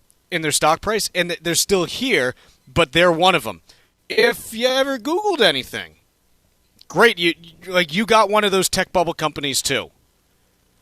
But the sheer number of companies that probably had really good products and really good businesses but still didn't come out of it, the laundry list is huge. And right now we're at a time where it's just like 3 years ago with the word blockchain.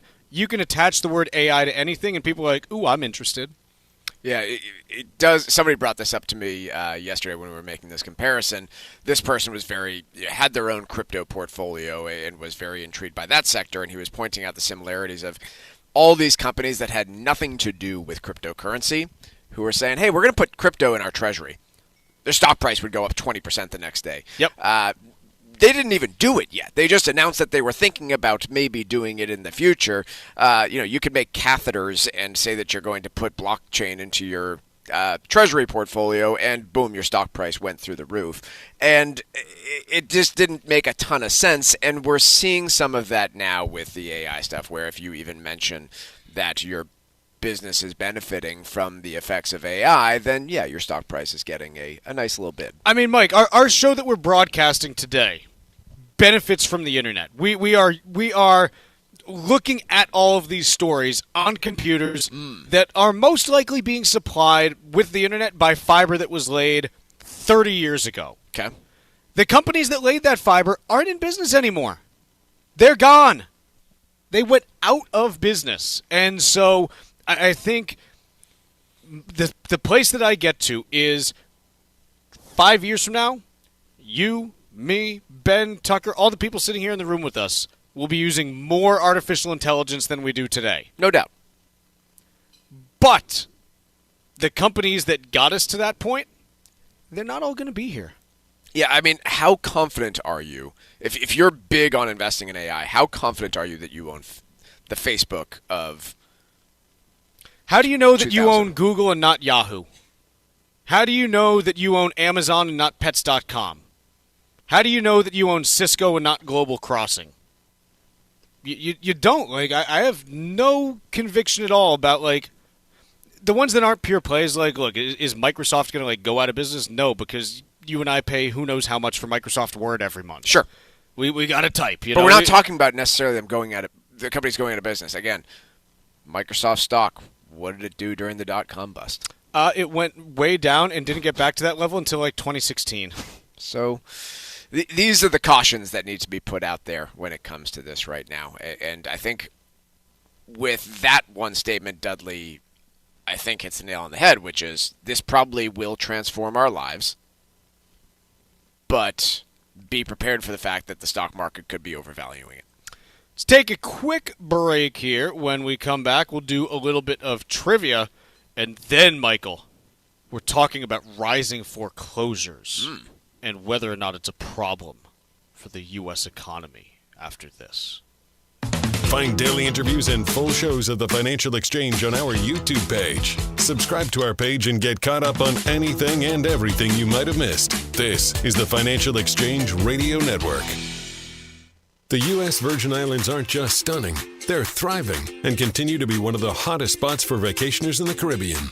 New cruise port upgrades, better air connections, and a sharper focus on cultural experiences are putting the islands back on the map for travelers seeking something special. St. Thomas is your cruise hub, known for duty-free shopping and the world-famous Megan's Bay. St. John is pure escape with national park hikes, secluded beaches, and tropical tranquility. St. Croix brings the history with colonial architecture, old sugar mills, and vibrant coral reefs. Visit one island or all three and get plenty of pampering, undisturbed nature, and a vibe like no other, all jammed into one vacation. With easy travel from New England, no passport required, and no money to exchange, paradise is closer than you think. This fall, plan your getaway and fall naturally in rhythm with the heartbeat of the islands in America's Caribbean. Visit usvi.com and book your trip today. That's visitusvi.com. Cushing & Dolan want to help you make the most of your estate plan, starting with how you gift your assets. Their brand new guide, Making the Most of Gifting Assets, breaks down the pros and cons so you can avoid costly mistakes. Gifting may sound simple, but it can create complications you may not see coming. For example, if you gift your primary home to your kids and they sell it, they could face huge capital gains taxes, and that surprise bill could derail your plan. It's the kind of insight that can help you protect what you've built and keep your family's future on track. Whether you're just getting started or you're deep into your estate plan, this guide from Cushing & Dolan is a must-have to make smart, informed decisions. Call 866-848-5699 right now to get your copy. That's 866-848-5699. Or request it online at LegalExchangeShow.com. That's LegalExchangeShow.com. The proceeding was paid for and the views expressed are solely those of Cushing & Dolan. Cushing & Dolan and or Armstrong Advisory may contact you offering legal or investment services. Cushing & Dolan and Armstrong Advisory do not endorse each other and are not affiliated. Hi, this is Mike Armstrong from the Armstrong Advisory Group. Turning 70 isn't just another birthday. It's when the clock starts ticking on your retirement withdrawals. At age 73 or at age 75 if you were born in 1960 or later, you need to start withdrawing money from your IRA. They're called required minimum distributions, and missing one can mean big penalties. Taking the RMDs at the wrong time can also spike your tax bill. Even the type of account matters, since your IRA and 401k follow different rules, which could get confusing fast. Our new guide is called Understanding Required Minimum Distributions. It breaks the process down in simple terms so you know when to start, how much to take, and ways to manage the tax impact. Request your copy today by calling 800-393-4001. That's 800-393-4001 or ArmstrongAdvisory.com. The proceeding was paid for by Armstrong Advisory Group, a registered investment advisor. Nothing in the ad or in any Armstrong guide is specific financial, legal, or tax advice. Consult your own financial, tax, and estate planning advisors before making any investment decisions. Armstrong may contact you to offer investment advisory services. Environmental nonprofit Ocean River Institute is working with communities to tackle climate change with nature-based solutions that feature slowing water down and building more soil with grasses and plants. Research indicates that people acting in their own neighborhoods can build an inch of soil in a year and slow sea level rise down by as much as 25%. Please visit oceanriver.org for more information on opportunities to make a difference and go the distance for savvy stewardship of a greener and bluer planet Earth. As a busy mom to 4 kids, my to-do list is full. Trying to fit in exercise, eating right, and prioritizing self-care can feel next to impossible. While we can't add more hours to the day, we do have a great resource to help. Go Red for Women has easy tips, tools, and information to help you and your family live a healthier life. So to all the moms, the aunts, the grandmothers, and amazing women out there doing it all, visit goredforwomen.org/momlife today. You take care of them, Go Red for Women will take care of you.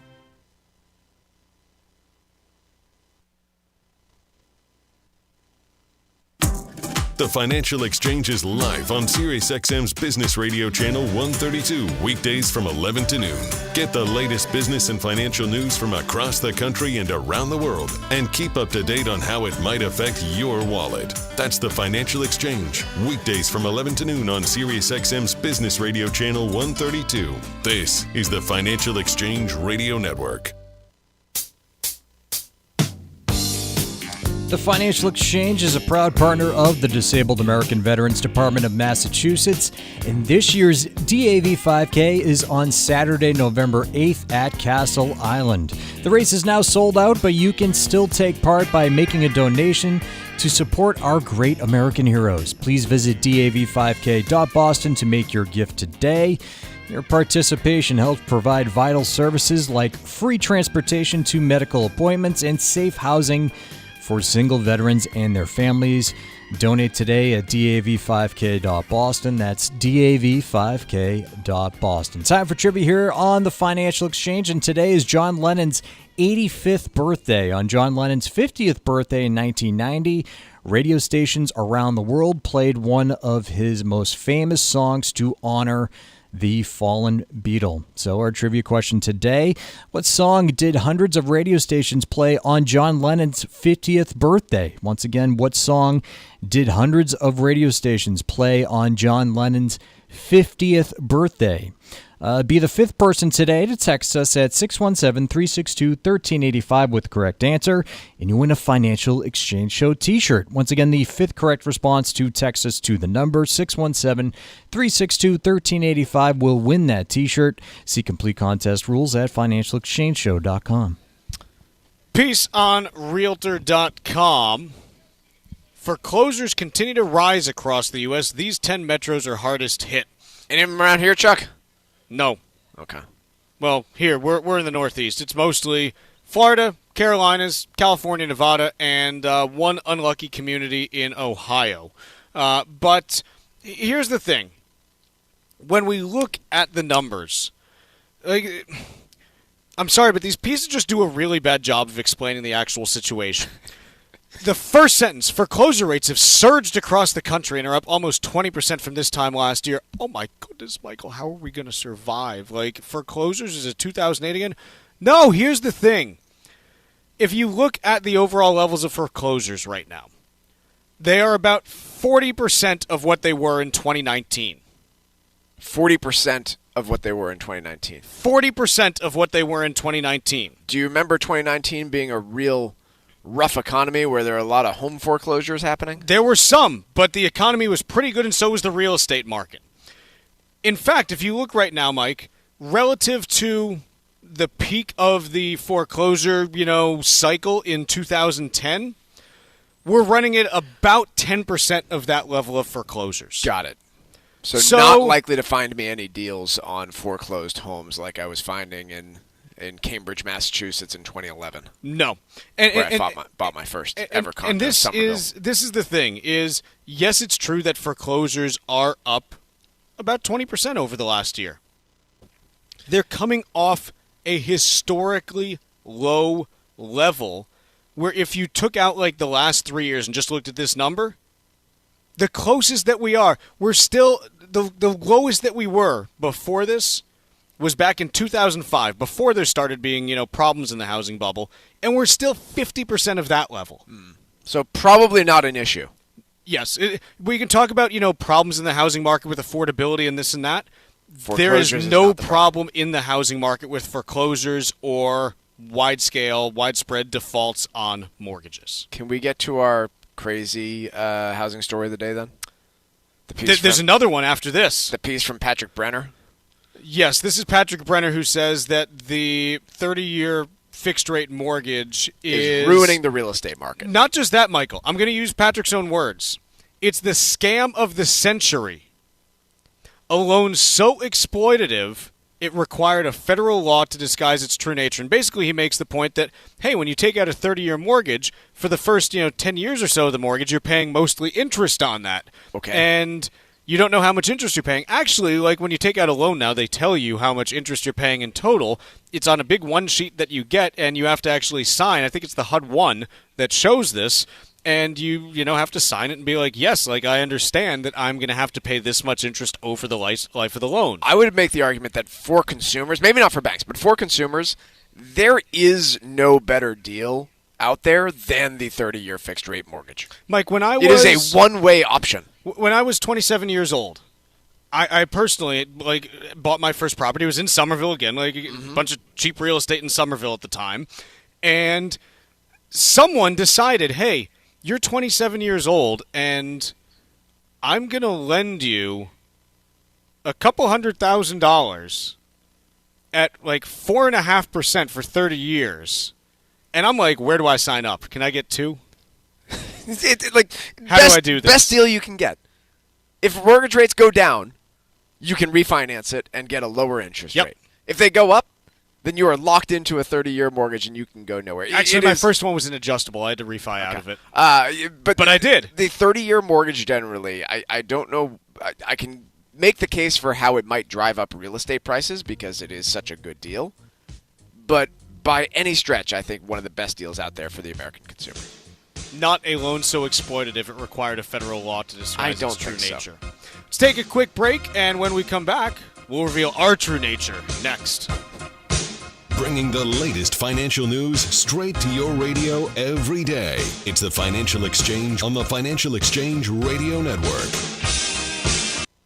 Hi, this is Mike Armstrong from the Armstrong Advisory Group. If you're approaching your 70s, you might be thinking about slowing it down, but the IRS is just getting started. Required minimum distributions, or RMDs, kick in starting at age 73. And if you were born in 1960 or later, that number jumps to 75. RMDs are more than just a box to check. They can impact your taxes, your income plan, and even what you leave to your heirs. If not done properly, it could mean big penalties, but getting them right might help keep your money working for you. Our latest guide, Understanding RMDs, breaks down how they work, when to take them, and strategies that may make them less of a tax headache and more of a financial opportunity. Request your copy today by calling 800-393-4001 or by visiting ArmstrongAdvisory.com. That number again is 800-393-4001 or ArmstrongAdvisory.com. The proceeding was paid for by Armstrong Advisory Group, a registered investment advisor. Nothing in the ad or in any Armstrong guide is specific financial, legal, or tax advice. Consult your own financial, tax, and estate planning advisors before making any investment decisions. Armstrong may contact you to offer investment advisory services.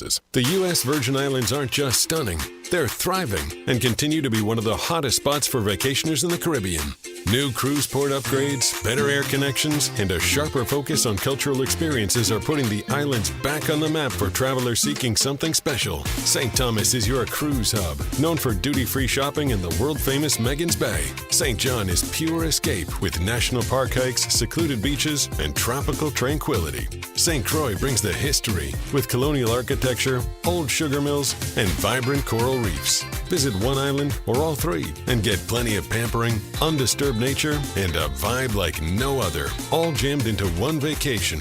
With easy travel from New England, no passport required, and no money to exchange, paradise is closer than you think. This fall, plan your getaway and fall naturally in rhythm with the heartbeat of the islands in America's Caribbean. Visit usvi.com and book your trip today. That's visitusvi.com. Mark Vonner is the CEO of Veterans Development Corporation. Mark is a career military man, having served nearly 20 years, and we are so proud to have him and his business as a key partner and a presenting sponsor of the DAV 5K Boston. The DAV Department of Massachusetts does incredible work, and it's one of the first organizations that Mark became familiar with after his military service ended back in 1984. As Mark built his company, he knew he'd be giving back to fellow veterans who needed jobs, support services, medical supplies, and so much more. Mark works with disabled veterans every day, and it's one of the key reasons why he's such a big supporter of Dan Stack, the DAV Department of Massachusetts, and the DAV 5K Boston. You can join Mark Vonner and his team and make a donation to the DAV Department of Massachusetts or become a sponsor of the DAV 5K Boston. Simply visit dav5k.boston. That's dav5k.boston. This is Tucker Silva of the Financial Exchange Show, and I'm joined today by estate planning attorney Todd Lutzke, a partner with the law firm of Cushing & Dolan with a master's in taxation. And today we're talking about the implications of gifting assets away. Todd, since the estate tax laws are projected to change on January 1st of 2026, significantly reducing the estate tax exemption, does it make sense to gift away assets right now? You know, it's a big question mark. You have to think of a few things. One, look at the size of your estate. If the exemption falls to $7 million each and you're married, you can still die with $14 million of assets and not have an estate tax. So gifting might not be important from a federal gift tax situation. But the state exemption is only $2 million, so you can only shelter $4 million. So you might want to gift to reduce your state estate tax. However, there's basis to consider. If you give away low basis assets, you're trapping capital gain. And to do that, you might be paying more in capital gains taxes later when the kids sell the assets than you're saving in just Massachusetts estate tax. So you really got to think about whether it makes sense to gift or not. And if you're going to gift, you should probably set up a gifting trust. People might be gifting large assets away and not gift the assets directly to a child. Have them in a trust for the child's benefit and then protect those assets for them. Educate yourself about the implications of gifting your assets away. Request your free copy of Todd's brand new guide called Making the Most of Gifting Assets right now by calling 866-848-5699. That's 866-848-5699, or you can request a copy from their website, legalexchangeshow.com. The proceeding was paid for and the views expressed are solely those of Cushing & Dolan. Cushing & Dolan and or Armstrong Advisory may contact you offering legal or investment services. Cushing & Armstrong do not endorse each other and are not affiliated.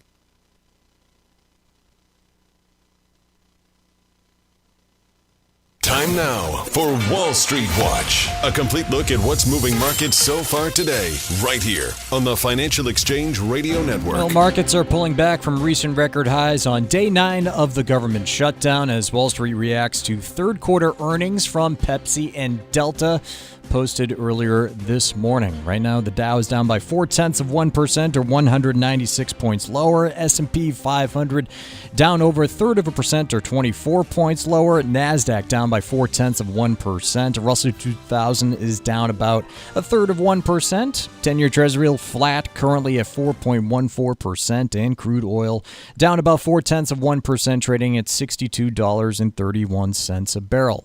Delta reported stronger than expected third quarter results, where the airline issued strong guidance, saying it expects a resurgence in travel demand to continue in the holiday season. Delta stock is up nearly 5%. Meanwhile, Pepsi stock is rising over 2% now after the snacks and beverage giant also impressed for its third quarter results, beating on earnings and revenue. Elsewhere, shares in luxury car maker Ferrari skidding 13% after the company trimmed its electrification targets. Ferrari said it expects its 2030 sports car model lineup to be made up of only 20% fully electric vehicles, down from its prior target of 40% EV sales by the end of the decade. MP Materials up over 7% after BMO Capital Markets reinstated coverage at a market perform rating, calling the rare earth metals producer a rare earth champion, following its partnership with the Department of Defense. Separately, China said it tightened rare earth export controls ahead of a potential meeting between President Trump and Chinese President Xi Jinping. And OpenAI's short-form AI video app Sora hit 1 million downloads in less than 5 days after its launch in late September. That, according to an executive. I'm Tucker Silva, and that is Wall Street Watch. And in the previous segment, we asked you the trivia question. What song did hundreds of radio stations play on John Lennon's 50th birthday? That would be Imagine. Jay from Centerville, Mass. is our winner today, taking home a Financial Exchange Show t-shirt. Congrats to Jay. And we play trivia every day here in the Financial Exchange. See complete contest rules at financialexchangeshow.com. Did Tucker say that Sora had, was that 1 million downloads, Tucker? Correct. That's correct. That is correct. So you're telling me that humans are spending, I don't know, $500 billion a year building out these AI data centers. What'd you use them for? Did they, design drugs to help cure diseases? Did they, help us, make nuclear fusion possible. No, we made videos of penguins sliding down, like, ice luges. Okay. I used it to write a silly poem to my daughter the other day. Was it good? No. No. You know what else? I couldn't have done better myself, but I'm not much of a poet. You know what else people are saying isn't good? The new stripped-down Tesla Model Y. Shocking. Inside EVs, this is the headline from them. Quote, model trash. Even Tesla fans are slamming its hyped-up cheaper EVs. So I actually have some sympathy for Tesla on this, quite honestly. And the reason why is there's no other automaker where when you release a new model, it immediately gets, like, scrutinized, like, hey, is the cup holder, like, this or that? I mean, we covered the story about the VW bus, which, if you remember, I was pretty interested when they said they were going to re-release that. I'm like, that's going to be my new car. And then it turned out it was horribly overpriced, had no range. Oh, and by the way, some guy at Volkswagen didn't even do the proper regulatory research, and so they had to mail everyone these, like, seat reduced sizer things because they made the rear seat too big to only have 2 seat belts, and they had to artificially shrink it after they sold the car. And that didn't get, like, giant publications writing about it or anything. But with Tesla, hey, you get rid of, like, a USB-C port, and people are like, oh, how could you do that? You got rid of a USB port. And so here's the real problem for Tesla, is that their customer base is pegged to this idea that they're someday going to get a Tesla for $25,000. And I'm here to say it's never going to happen. Yes, I agree. One, that promise was made like 7 years ago when it was maybe feasible to do so. Today, there's no way you can do it for an electric vehicle. Just with inflation, $25,000 when that promise was made is probably around $33,000 today. Okay, so you're getting still not there, but closer with this new Model Y. And yeah, I mean, look, I get why folks are... Here's why I'm disappointed. This is in no way innovative from what they were doing previously. No, they stripped a bunch of stuff out and said, okay, here's a car that's $5,000 cheaper. And I guess people are, like, upset that it's only $5,000 cheaper and not more for what they stripped out of it. Okay, like, here's my solution for you. Don't buy it. Like, no, it's more fun to complain about it online, like, Chuck. I'm just tired of people complaining over, like, dumb stuff about, like, oh, there's not enough USB ports. Well, buy a different car or get a USB splitter or do something other than, like, write a tweet about it. Just to be clear, is this the guy who was complaining to me yesterday about his daughter eating too many blueberries? No. Chuck, I was having a good conversation yesterday with somebody about 401ks and the complexity specifically around retirement accounts and RMDs. And here was her situation. We were there. I was meeting with a daughter and her mother. Her mother is 90 years old, and we were talking through what happens if she dies with an IRA. And this woman, the daughter, had actually lost her husband recently, and so she had inherited an IRA from there. And she was confused about the RMD rules. And I said, well, that's understandable because 3 different sets of rules apply to you in these 3 different circumstances. 1, you have your own retirement account where you are going to face required minimum distributions. 2, you may have your mother's retirement account where a fully different set of rules applies to you because you are her daughter. And then 3, your husband passed away and left you at a retirement account, and a different set of rules applies to that one than the one you're going to get from your mother. And I was left almost not fully understanding it all myself. We were able to get there, we were able to explain it all, but these rules are immensely complex. I joked to her, which wasn't much of a joke because it's kind of true, that Congress is giving me, a financial advisor, and your CPA permanent job security by how complicated they are making these rules, which is just lovely for those that charge for doing this sort of thing. But I am here to say that if you're not familiar with how these rules work and specifically how they have changed over the course of the last few years, it is immensely important to learn about it if you are going to have an IRA, have one now, or will inherit one in the future. I then brought up a completely different situation because my own mother-in-law was in the situation where she lost a loved one who was her not married partner who was younger than her. And a different set of rules applied to her on that one than the the woman who's going to inherit from her mother. It is incredibly complicated how all of this works. It depends who is leaving you the retirement account, what type of retirement account you have, whether it's sponsored by your employer versus one that you funded on your own. And we have a brand new guide about the subject for the month of October. It updates with all the new rules. It's from the Armstrong Advisory Group. It's called Understanding Required Minimum Distributions. It's also well-timed because you have 3 months left to figure this out before the end of the year. If you'd like your copy, you can call the Armstrong Advisory Group at 800-393-4001 and request your copy. It is free. You can also request it online at armstrongadvisory.com, but that phone number is 800-393-4001. The proceeding was paid for by Armstrong Advisory Group, a registered investment advisor. Nothing in the ad or in any Armstrong guide is specific financial, legal, or tax advice. Consult your own financial, tax, and estate planning advisors before making any investment decisions. Armstrong may contact you to offer investment advisory services. Mike, we got a piece in here about startups staying private longer. It's basically, hey, they have more access to capital so they don't have to go public until later on. And thus you don't get to buy Amazon when it's a $100 million company. You have to wait until you can buy maybe eventually OpenAI when it's like a $500 billion company. I mean, they're already $500 million company now. Yeah, so let's skip it and make fun of Jamie Dimon instead. Okay. Jamie Dimon says there's a 30% chance of a correction, which well, he's pretty much said every time, year for the last 7 years. Jamie has basically been permanently stuck at 30%, which makes you wonder, why does this keep getting written about as if it actually means something? Also, if you think there's a 30% chance of a correction, that means there's a 70% chance that there is no correction. Right, why isn't it written that way?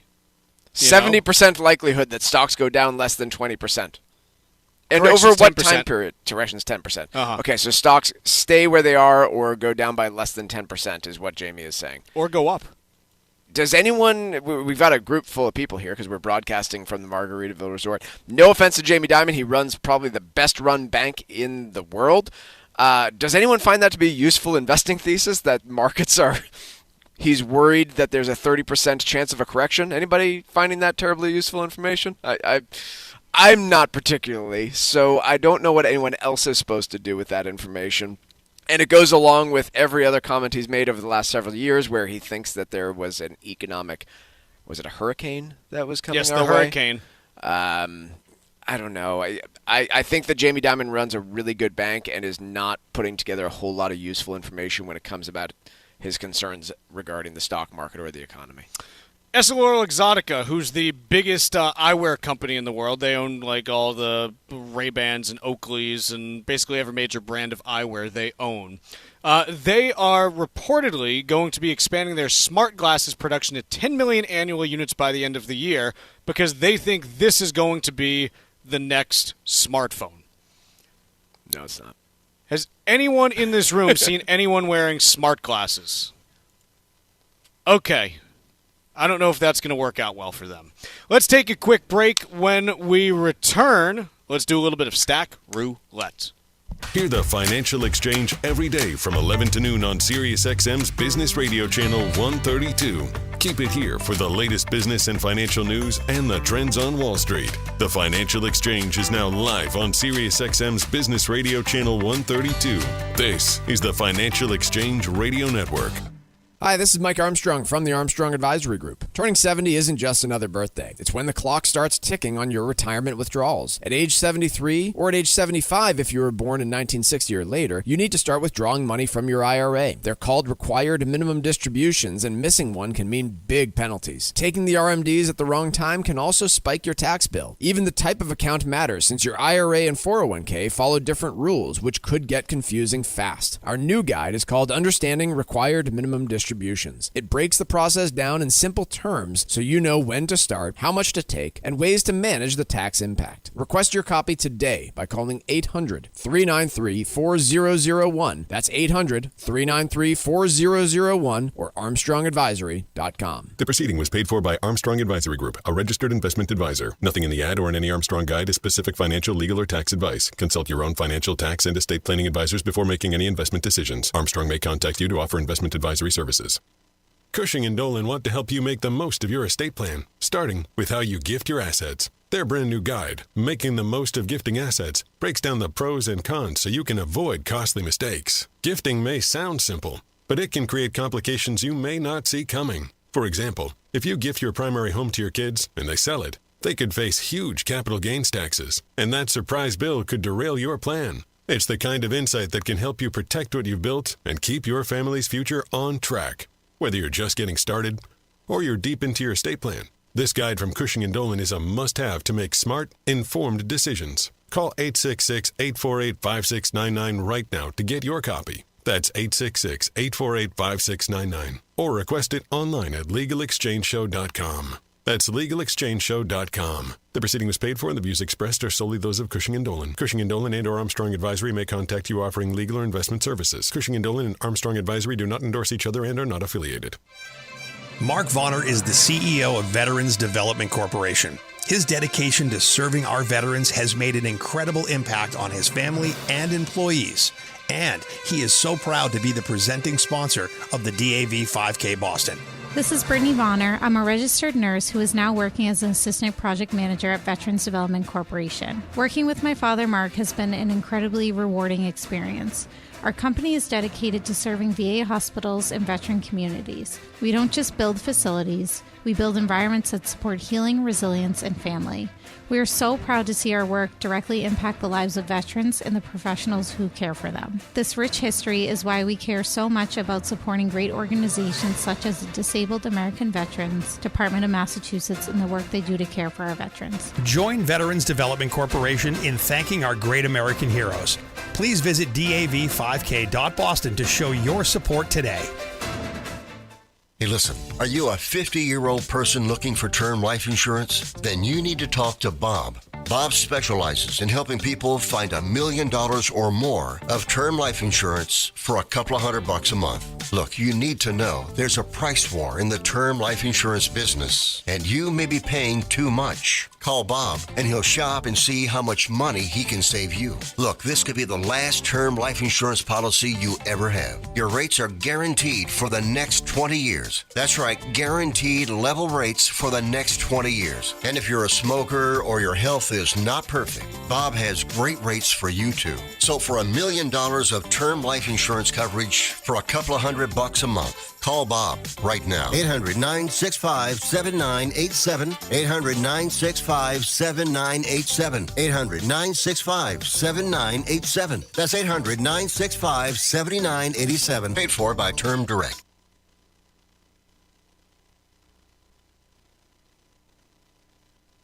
The Financial Exchange streams live on YouTube. Like our page and stay up to date on breaking business news all morning long. This is the Financial Exchange Radio Network.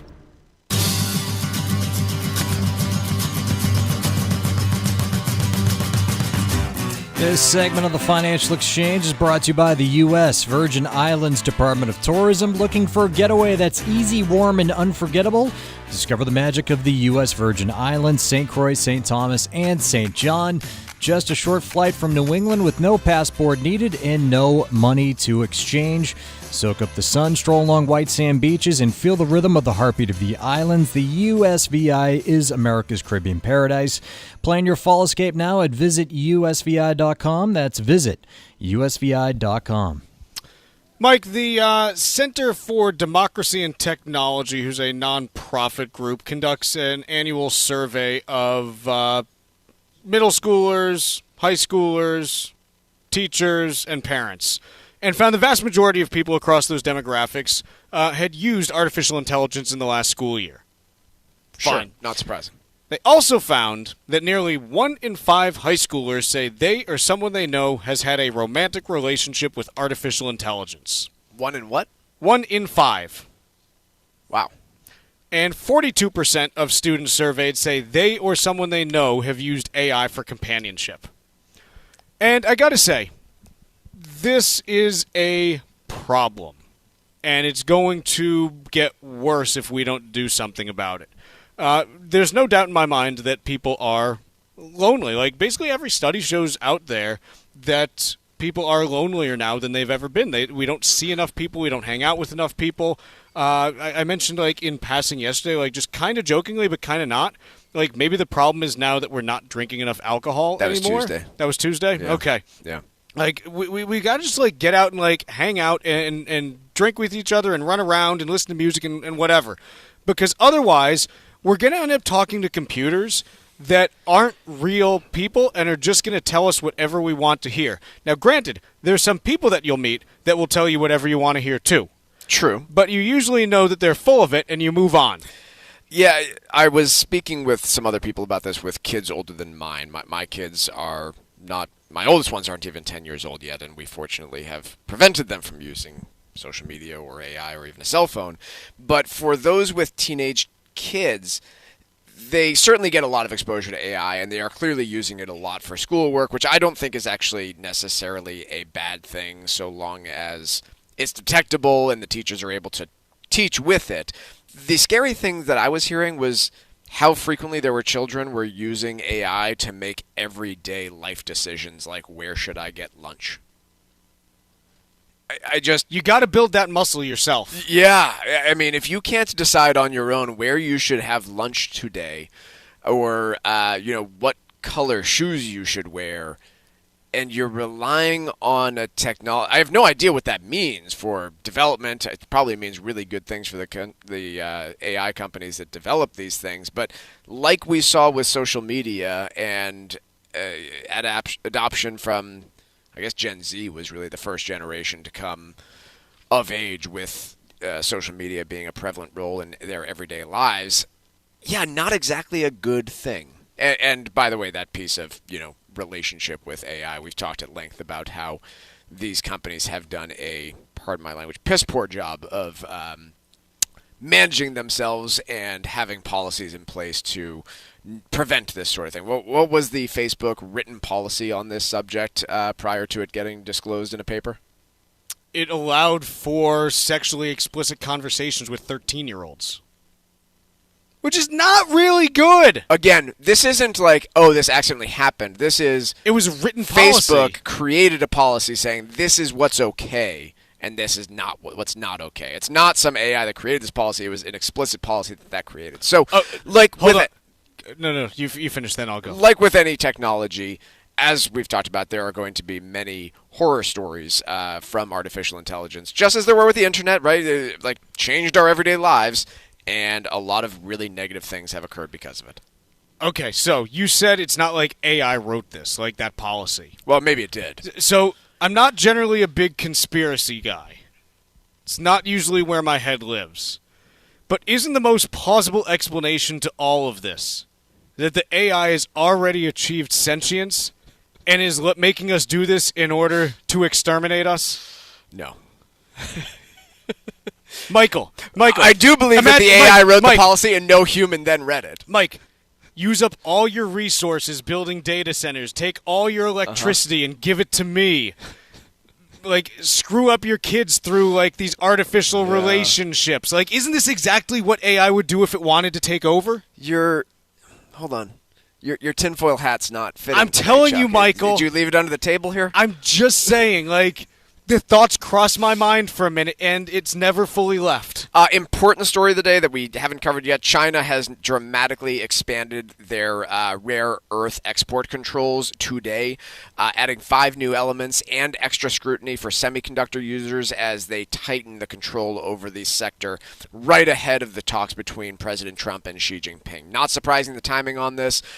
If there is one lever that China controls in negotiations with the United States and the rest of the world, quite frankly, it is on the subject of rare earths because they are the only country in the world that produces a whole bunch of them that go into everything from semiconductors to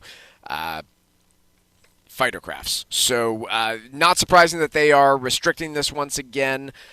They will most certainly want to use it as a lever in negotiations, but important to mention because it is literally what makes the world work right now.